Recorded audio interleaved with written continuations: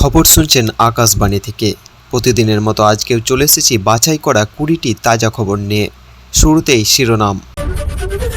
প্রকল্পের গতি কেমন, উন্নয়নের খতিয়ান চেয়ে পশ্চিমাঞ্চলের 5 জেলার সঙ্গে বৈঠক ডাকলেন মুখ্যমন্ত্রী শুভেন্দু অধিকারী। আরজি কর ইস্যুতে এবার তদন্তের আওতায় মমতা, খতিয়ে দেখা হবে বললেন শুভেন্দু। আরজি কর কাণ্ডে মুখ্যমন্ত্রীর স্ক্যানারে কলকাতা পুলিশ, সাসপেন্ড বিনীত গোয়েল, ইন্দিরা মুখোপাধ্যায় সহ 3 জন। আগামী 18 জুন রাজ্যের বাজেট অধিবেশন, প্রকল্প নিয়ে বিশেষ ঘোষণা, আশায় বুক বাঁধছেন আমজনতা। তিলজলায় এখন আর বুলডোজার অ্যাকশন নয়, নির্দেশ কলকাতা হাইকোর্টের। ভোটের পরে ঘর ছাড়াদের ফেরাবে বিজেপি, শর্ত বেঁধে বিধানসভায় বিরোধী দলনেতাকে আশ্বাস মুখ্যমন্ত্রীর। বাংলায় হাই স্পিডে ছুটছে ডবল ইঞ্জিন, 3 রেল প্রকল্পের অনুমোদন দিয়ে মুখ্যমন্ত্রীকে চিঠি রেলমন্ত্রীর। তোলাবাজির অভিযোগে গ্রেপ্তার দুর্গাপুরের 2 প্রাক্তন কাউন্সিলর, পুলিশের জালে তৃণমূলের ব্লক সভাপতিও। দলের ভরাডুবির পর অগ্নি পরীক্ষার ডাক অভিষেকের, বিজেপিকে লুটের সরকার বলে তোপ। ভোজশালায় মন্দির রায় মধ্যপ্রদেশের হাইকোর্টের, বিকল্প প্রার্থনাস্থলের নির্দেশ মুসলিমদের। পুলিশের প্রভাব খাটিয়ে বিশাল দুর্নীতি, ডিসিকে হেফাজতে চাইল ইডি, পাল্টা সওয়াল আইনজীবীর। এতক্ষণ শুনলেন সংবাদ শিরোনাম, এবার আসছে বিস্তারিত খবরে। যারা এখনও ভিডিওটিকে লাইক করেননি তারা লাইক করে সাবস্ক্রাইব করবেন। আজকের সবচেয়ে বড় রাজনৈতিক খবর পশ্চিমবঙ্গ থেকে। আরজি কর কাণ্ডে এবার তদন্ত আওতায় আসতে পারেন মুখ্যমন্ত্রী মমতা বন্দ্যোপাধ্যায়। এমনই বড় ইঙ্গিত দিলেন বার্তা মুখ্যমন্ত্রী শুভেন্দু অধিকারীর। শুক্রবার নবান্নে সাংবাদিক বৈঠক করে আরজি কর মামলায় 3 আইপিএস অফিসারকে সাসপেন্ড করার ঘোষণা করেন শুভেন্দু। আর সেই ঘোষণার সঙ্গে তিনি স্পষ্ট জানিয়ে দেন ওই সময়কার নির্দেশ পুলিশ আধিকারিকরা কাজ করেছিলেন, কার নির্দেশে সাংবাদিক বৈঠক করেছিলেন, সেই সমস্ত বিষয় খতিয়ে দেখা হবে। মুখ্যমন্ত্রীর কথায় সাসপেন্ড হওয়া অফিসারদের ফোন কল, হোয়াটসঅ্যাপ চ্যাট, যোগাযোগের সমস্ত তথ্য তদন্ত করে দেখা হবে। এমনকি তৎকালীন মুখ্যমন্ত্রী বা অন্য কোনো মন্ত্রীর নির্দেশ ছিল কিনা সেটাও খতিয়ে দেখা হবে। এই মন্তব্য সামনে আসতে রাজনৈতিক মহলে শুরু হয়েছে জোর চর্চা।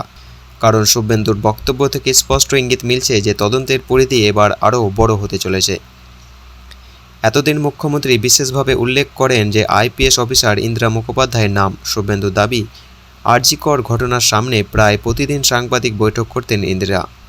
তার শরীরী ভাষা এবং বক্তব্য বাংলার জন্য সুখবর ছিল না বলে মন্তব্য করেন মুখ্যমন্ত্রী। সবচেয়ে বড় প্রশ্ন তোলেন শুভেন্দু, বলেন ইন্দিরা মুখোপাধ্যায় তখন কলকাতা পুলিশের সরকারি মুখপাত্র ছিলেন না, কোনো সরকারি নথিতেও তার সেই দায়িত্ব দেওয়া হয়নি। তাহলে কার নির্দেশে তিনি নিয়মিত সাংবাদিক বৈঠক করছিলেন? সেই নির্দেশ কি তখনকার মুখ্যমন্ত্রী বা কোনো মন্ত্রীর তরফে এসেছিল? সেটাই এখন তদন্তের বিষয়। মুখ্যমন্ত্রী আরও জানান, নির্যাতিতার পরিবারের তরফে অভিযোগ ছিল যে 2 পুলিশ অফিসার তাদের টাকা দেওয়ার প্রস্তাব দিয়েছিলেন।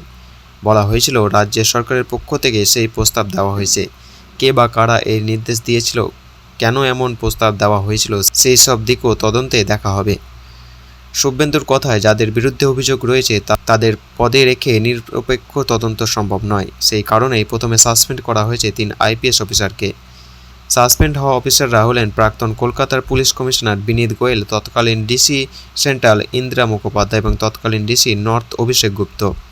উল্লেখ্য, বিধানসভা নির্বাচনের প্রচারে বিজেপি নেতৃত্ব প্রতিশ্রুতি দিয়েছিলেন বাংলা সরকার গঠন হলে আরজি কর মামলার ফাইল নতুন করে খোলা হবে। মুখ্যমন্ত্রী হওয়ার পর সেই প্রতিশ্রুতি কার্যকর করতে দেখা গেল শুভেন্দু অধিকারীকে।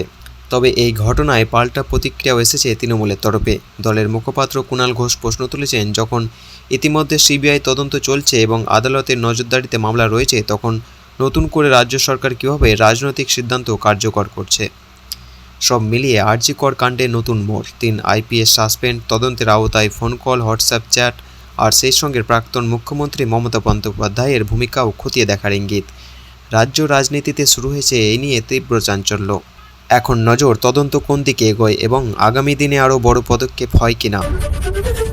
রাজ্যের উন্নয়নমূলক প্রকল্পের কাজ কতটা এগোচ্ছে, কোন জেলায় কী সমস্যা রয়েছে তা খতিয়ে দেখতে পশ্চিমাঞ্চলের 5 জেলার সঙ্গে বৈঠক করবেন মুখ্যমন্ত্রী শুভেন্দু অধিকারী।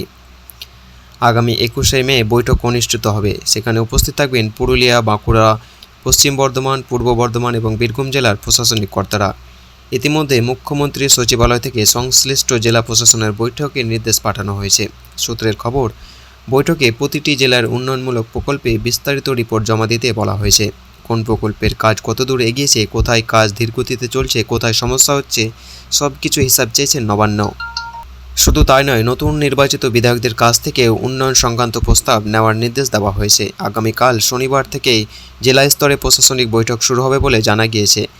বিধায়কদের প্রস্তাব, এলাকার চাহিদা এবং চলতি প্রকল্পের অবস্থা সব মিলিয়ে একটি পূর্ণাঙ্গ রিপোর্ট তৈরি করে মুখ্যমন্ত্রীর বৈঠকে পেশ করা হবে। খবর অনুযায়ী খরচ ও সময় বাঁচানোর জন্য 5টি জেলাকে একসঙ্গে ডাকা হয়েছে। মুখ্যমন্ত্রী নিজে প্রত্যেক জেলার উন্নয়নে খতিয়ান জানতে চান বলে এই উদ্যোগ নেওয়া হয়েছে। উল্লেখ্য, রাজ্য সরকারের গঠনের পর শুভেন্দু অধিকারী মুখ্যমন্ত্রী হিসেবে শপথ নেওয়ার এখনও 1 সপ্তাহ পূর্ণ হয়নি, কিন্তু এর মধ্যেই একের পর এক প্রশাসনিক পদক্ষেপ নিতে তাকে দেখা যাচ্ছে। এই আবহে পশ্চিমাঞ্চলে 5 জেলার সঙ্গে সরাসরি বৈঠকে বসছেন মুখ্যমন্ত্রী। রাজনৈতিক মহলের মতে এর মাধ্যমে জেলা প্রশাসনের উপর আরও কড়া নজরদারি এবং দ্রুত উন্নয়নের বার্তা দিতে চাইছেন নতুন সরকার। সব মিলিয়ে ক্ষমতায় আসার পর থেকেই প্রশাসনিক সক্রিয়তা বাড়তে একের পর এক পদক্ষেপ নিচ্ছেন মুখ্যমন্ত্রী শুভেন্দু অধিকারী। আর এবার উন্নয়নের গতি বাড়াতে জেলার কর্তাদের সঙ্গে সরাসরি বৈঠকে সেই বার্তাকেই আরও স্পষ্ট করলেন। এতক্ষণ শুনলেন বিস্তারিত সংবাদ। আজকের মতো সংবাদ এখানেই শেষ হলো। ধন্যবাদ।